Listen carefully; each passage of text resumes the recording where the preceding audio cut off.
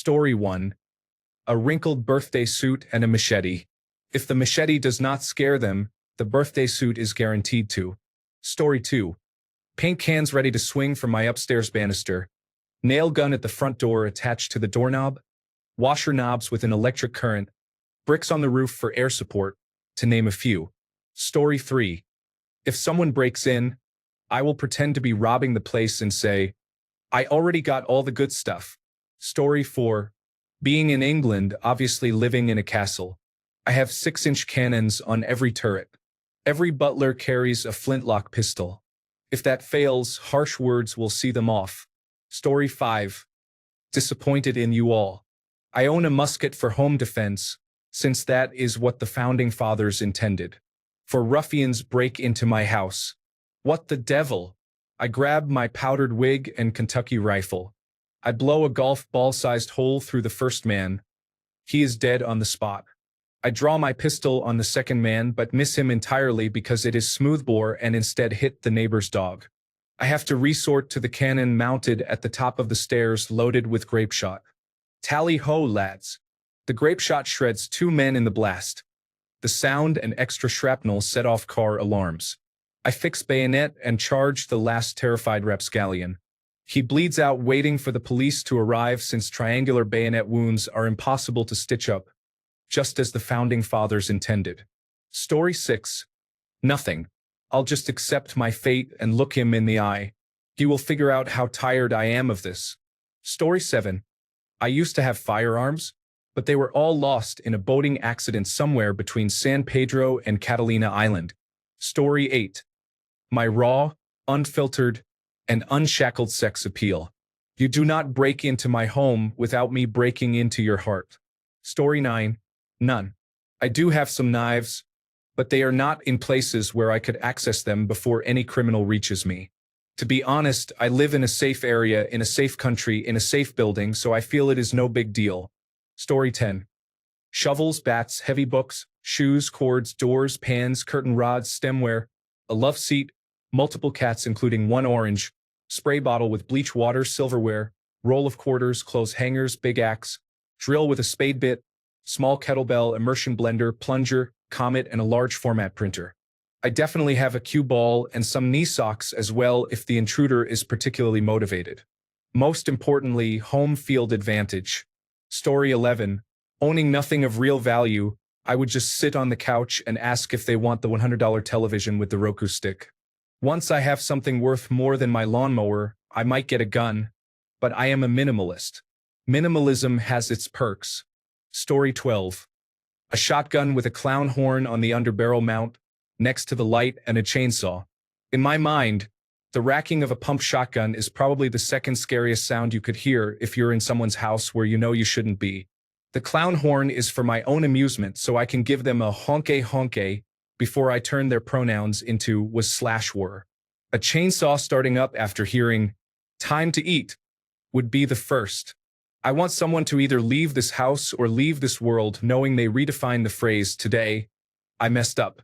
Story 13. I have a putter and a baseball bat in the sports section of my wardrobe. That reminds me, I always intended to take up golf and baseball, but never got around to it. Story 14.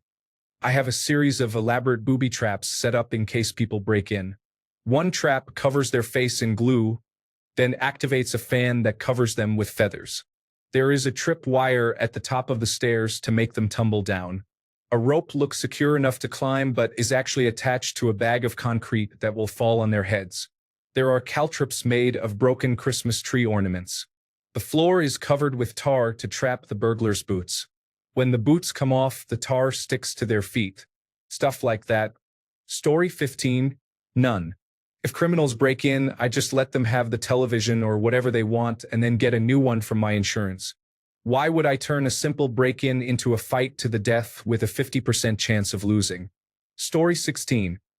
In Brazil, there is a doorman at the front gate of my building who keeps unwanted people out. It is highly effective. I have no weapons. Story 17. I live in rural Alabama. No intruders here because everyone assumes everyone else is either under the influence of methamphetamine, B, heavily armed, See all of the above. It is mutually assured destruction. Story 18, Rottweiler, German Shepherd, Mossberg 890, cold 0.45, plus my wife has her 9mm, and we have 2 Kevlar vests along with staked out firing positions which we practice using. Story 19, home invasion with threat to life type crimes are so rare where I live that I do not worry about it. Story 20, nothing fancy, just my softball bat from college days. It is always propped next to my bed, and I still hit the batting cages sometimes to keep my swing strong. I figure if I can hit a 70 miles per hour fastball, I can handle whatever comes through my door. Story 21. I don't think I have a single item worth more than $500 in my house. Even if anything does get stolen, I have homeowner's insurance that protects against theft. If someone were to honestly break into my house and threaten me with weapons, I would probably comply with whatever they asked. I would contact the police when it was over, and then contact insurance for reimbursement. That said, I have never been the victim of a house break-in, and I'm not really worried about it happening. My friend, who is the same age as me, has numerous guns. A pistol in the nightstand right next to his bed, a shotgun in a trunk underneath his bed, and rifles locked in a safe in his bedroom with the key in the nightstand. I asked him why he has so many guns. Protection, he said. I asked if he has ever been the victim of a break-in, and he said, no. In my humble opinion, it is not even about protection for my friend or even most people who own guns for that reason. It is about fulfilling a fantasy where you can legally shoot and kill someone. Story 22. Let's see. I am postmenopausal with 4 dogs, a sword, a baseball bat, and the knowledge to make an intruder beg to end his existence. Story 23. 1. The most effective method so far has been sleep. Sleeping through it has been the best protective asset from a personal safety perspective. 2 kind words. They usually shout at us, maybe curse at us, and walk away with only a bag of recycling. 3. Emergency services. They are usually gone by the time the police arrive. It works every time. Story 24. I found the perfect solution. Hanging in my window, I have an Islamic State flag and a Hezbollah flag. Now the Federal Bureau of Investigation and the Central Intelligence Agency are watching my house. Nobody is going to break into my house without being seen. Story 25. A bat, I guess. Previously, I did have one but got rid of it when my child was born. I figured the likelihood of her being accidentally shot was higher than the chance that I would need to defend against an intruder. Story 26. I am Canadian, so the correct answer is nothing at all because anything possessed with self-defense in mind is a crime defined as possession for a dangerous purpose. On an unrelated note, I do, however, enjoy baseball and target shooting as hobbies. Story 27. None, it only increases the chance of me getting killed. Anyway, I am not fighting to defend against a common burglary. That is what insurance is for. Story 28. In the United States, almost everyone has a gun, big guns, small ones, and antique ones that look scarier than they actually are. I regularly see news where intruders are shot by homeowners, and vice versa. Responsible homeowners take gun safety classes like I did. Having a big dog to bark helps too. Story 29. I actually have a lot. I have a lock on the door, a phone to call the police, and common sense. I also have a couple of pistols, some swords, knives, and axes, but those are not for home defense, just for fun. The lock on the door and sturdy windows are pretty much all I need for that. Story 30. I have no weapons, no theft deterrent, no alarms, no cameras, and almost never lock my doors or windows. My wife locks up if I am staying elsewhere, and we lock up when we leave for vacation. Story 31. I sleep naked and have several baseball bats and claw hammers strategically placed throughout the house. I am hoping to get a lot of mileage out of the element of surprise. Story 32. I have taken the same approach that one comedian mentioned. I would stand completely naked except for a ski mask, and while holding an axe, I would ask them what was taking so long in the creepiest voice I can manage. Story 33. Several firearms and wasp spray. Wasp spray is not only very potent, but it sprays up to 20 feet, which is farther than most self-defense sprays. Story 34. I have several axes, rather large quality kitchen knives, and a mix of pry bars and hammers. As a carpenter and a cooking enthusiast, I think those are pretty normal tools. Story 35. A shovel with which to dig a hole in my backyard after everything is said and done. The police will not be called. Story 36. Not American. A phone, I guess? I have a dog that sounds tough from a distance, but she is a scaredy cat when they are inside the house. So I guess that is out. I had someone come into my house one time in the middle of the night. I got out of bed and asked, "What are you doing?" They drank a glass of water, then left. I locked the front door and went back to bed. Story 37. They will walk into my front foyer, see the disaster that is two school-aged children, think I have been robbed already, and just turn around and leave. Story 38. I have two Cane Corso dogs at home. I doubt anyone can walk out without missing chunks of their body. Story 39. A telephone and the police telephone number.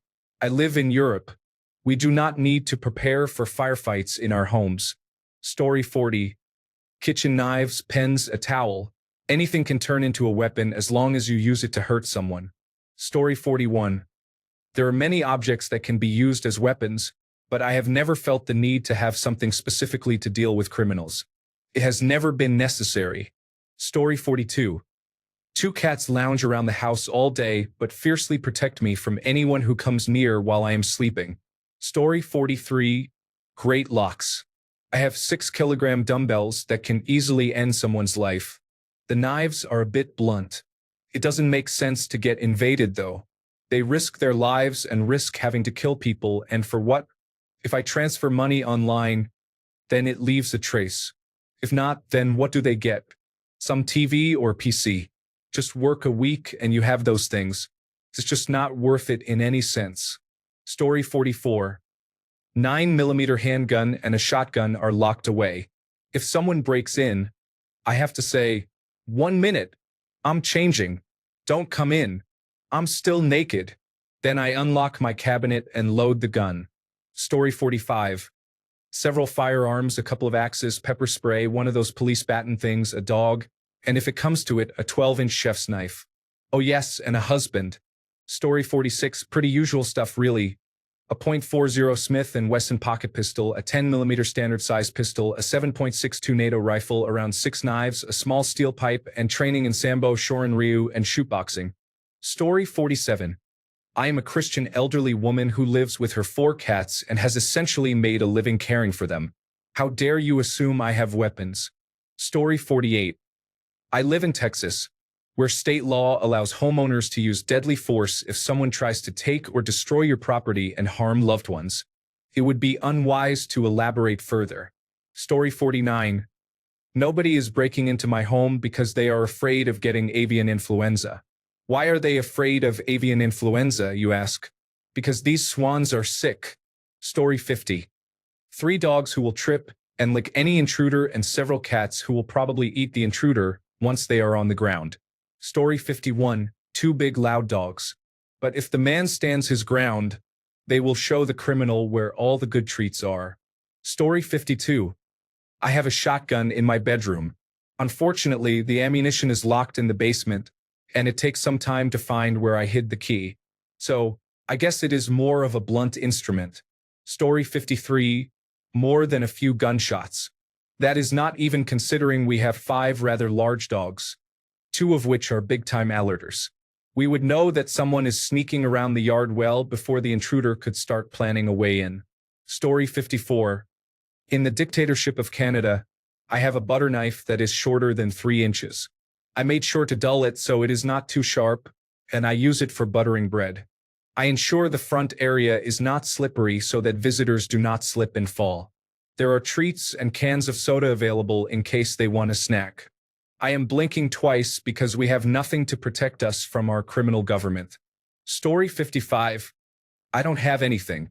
My wife has guns, lots of guns. They are all hers 100%. I have never touched them. Story 56. There are over 500 million civilian-owned firearms in the United States. There are approximately 262 million adults over the age of 18. I think that answers the question. Story 57. Anyone who says anything other than a shotgun is not very smart. If you say a knife or a bat, you are in serious trouble if someone breaks in trying to harm you and your family. Story 58.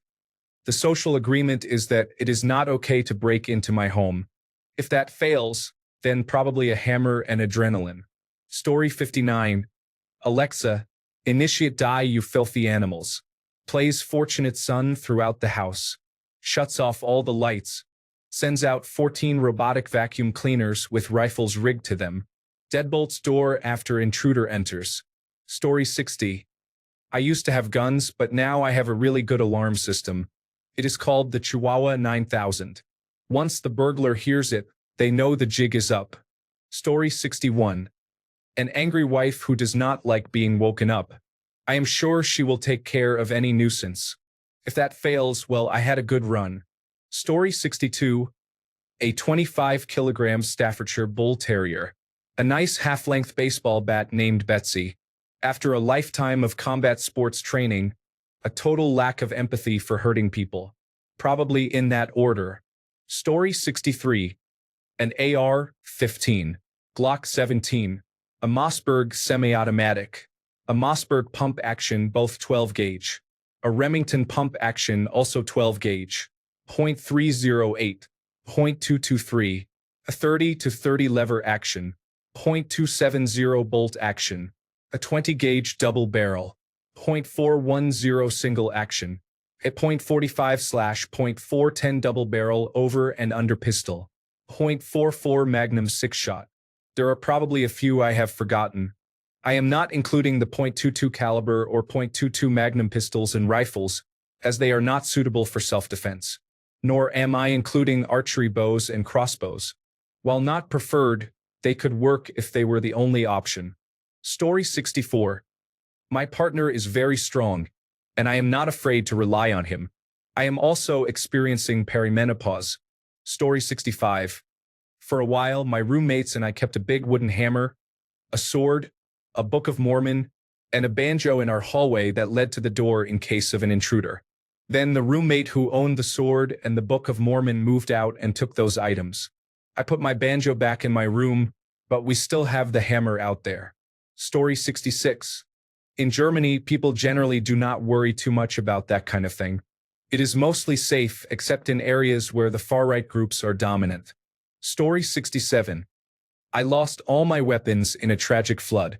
Now the smart home assistant floods the home with red light and plays the banjo song from Deliverance as I charge at them, naked with a 2-foot object in one hand and a bottle of lubricant in the other. Story 68. Two teenagers who will talk for hours about very niche topics in such detail that any intruder will beg to be allowed to leave within 15 minutes. Story 69.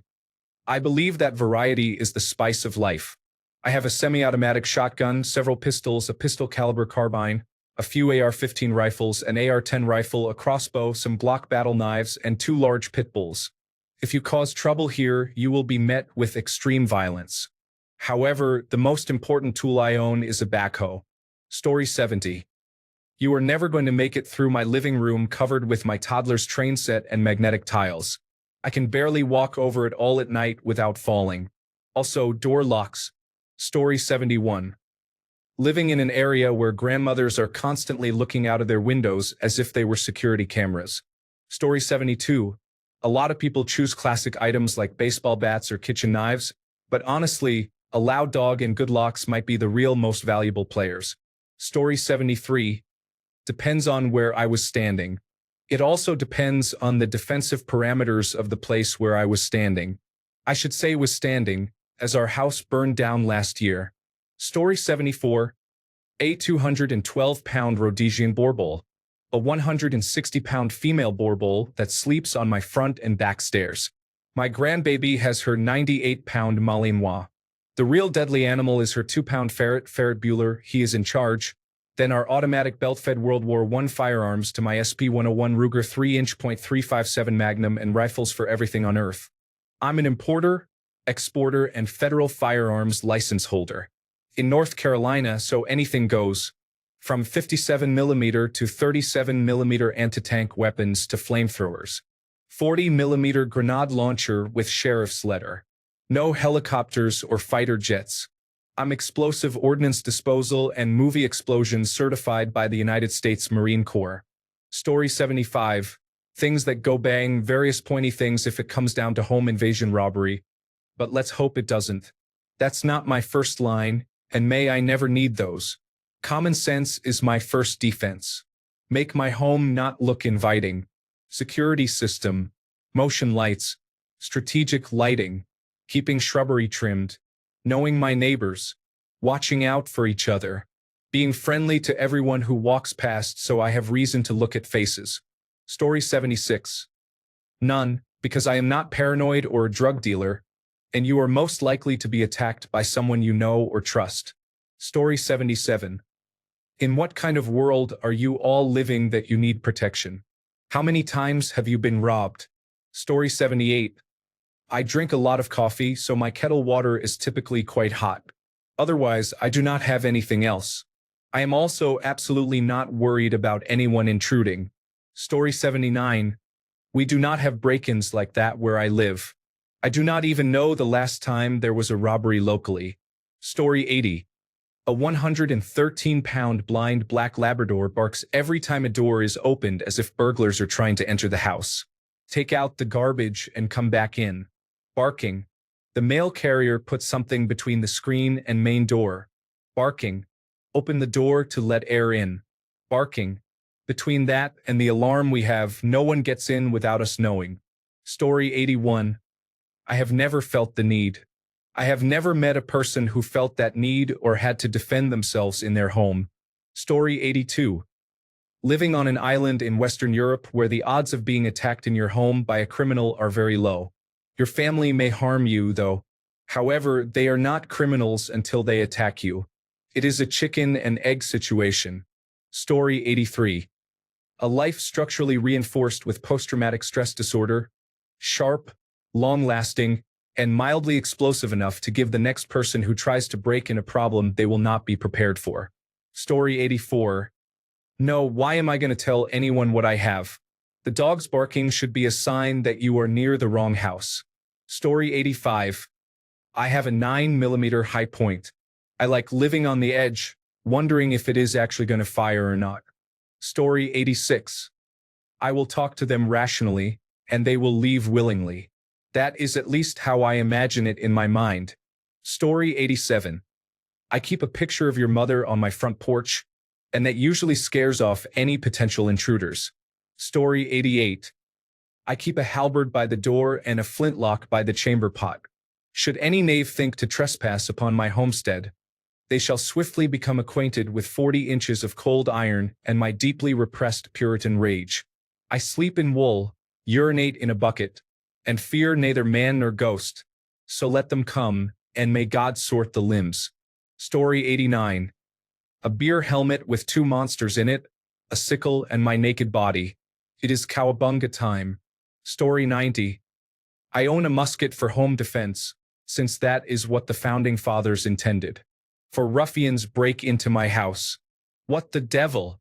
I grab my powdered wig and Kentucky rifle. I blow a golf ball-sized hole through the first man. He is dead on the spot. I draw my pistol on the second man. It misses him entirely because it is smoothbore and kills the neighbor's dog. I have to resort to the cannon at the top of the stairs loaded with grape shot. Tally-ho, lads. The grape shot shreds 2 men in the blast. The sound and extra shrapnel set off car alarms. I fix my bayonet and charge the last terrified rapscallion. He bleeds out waiting for the police to arrive since triangular bayonet wounds are difficult to stitch up. Just as the founding fathers intended. By God. Story 91. No one said, Tim's my long stabby thing. So I am posting this for your amusement. Thanks a bunch for sticking around till the end of the video. Remember to subscribe, and until next time, stay awesome and goodbye.